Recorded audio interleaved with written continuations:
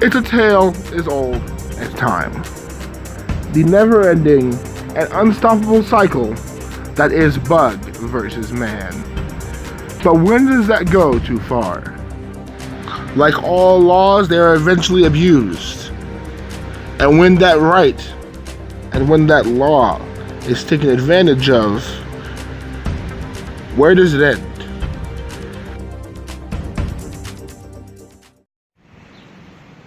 This is the home where a tragedy occurred, the home of your Italy Do. This is Christopher Yu, a man who thought he was in on what should have been his big break. He's here with us today to talk about what happened at this tragic event and why he also feels like a victim.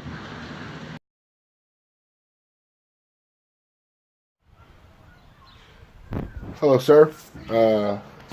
We've had to conduct an audio-only video as our spaces went out. We just wanted to ask about the footage that was used by a news station you'd never heard of. Your footage. It was recorded, cut, and used out of context to deface your Italy Do in this case that, first of all, he has not even been on trial for. How do you feel about your footage being used in such a manner and being used without your consent to a company you didn't even know about? Honestly, it angers me. I had started this case hoping to expose the truth. I've come and I've sat alongside your Italy Do. I've interviewed him several times. I've went ahead and I've inspected the crime scene, of course, and I found that he's completely innocent. Now see, I wanted to get that across in the interview. However, it severely angers me to see everything cut up and used so out of context. Not only was your footage used, but your face has been used by Capasadju's. A lot of your things are being used, and we know how much of a popular figure you are in the media when it comes to finding the eventual truth. But not only that, not only did they use your things, they used it while you were on assignment at his home to find the truth. You saw the screen that was broken off. You saw the mosquitoes that were attacking almost practically all night. Yes, it was a deeply disturbing experience. From what I've seen investigating the crime scene, your Italy Do has several alibis saying that he was in the house all night. The screen seems to have been cut open from the outside and then disposed of, which is rather strange because it says that this John the Moth, or whatever his name is, should we ever find out, was, of course, not working alone. Later on throughout the investigation, we were assaulted by several gangs of mosquitoes threatening to infect us with malaria. They threatened peace, and being that I was at the house at the time, I had to help. My life was at stake at this time. Seeing the neighborhood that your Italy Do lives in, but the fact that he is still okay to chill with at least most of these species, it warms my heart. I've seen him chill with brown recluses right next to his head watching fucking Netflix.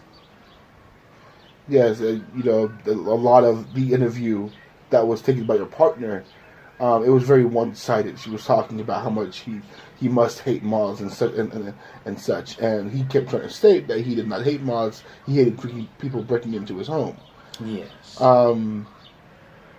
What is your side of it? Are you with Capasadju who says this man is completely guilty, he has done such a crime, or are you with the Italy Do who says that he was defending himself from an intruder, knowing that he has two younger sisters in the house, an older sister, his mother, and other animals in the building, and clothes, which moths love to eat?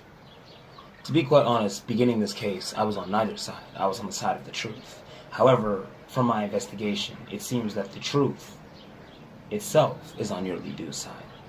Therefore, who am I to go against it? Thank you.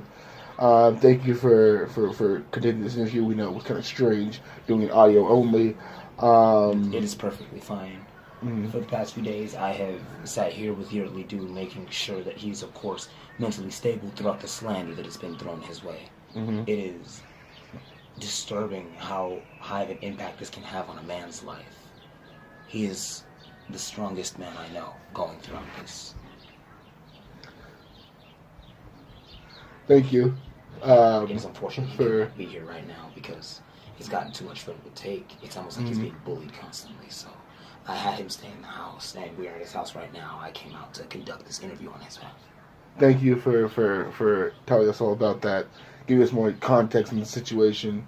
Really helps us out in showing the community what's been going on here. It's just, this is not normally, we normally cover sports, but he's an athlete and he's so we're trying to make sure the media knows what's going on, what the people know, and we're glad you're here to help us out. So we hope to have you again, hopefully under a better circumstance. Hopefully.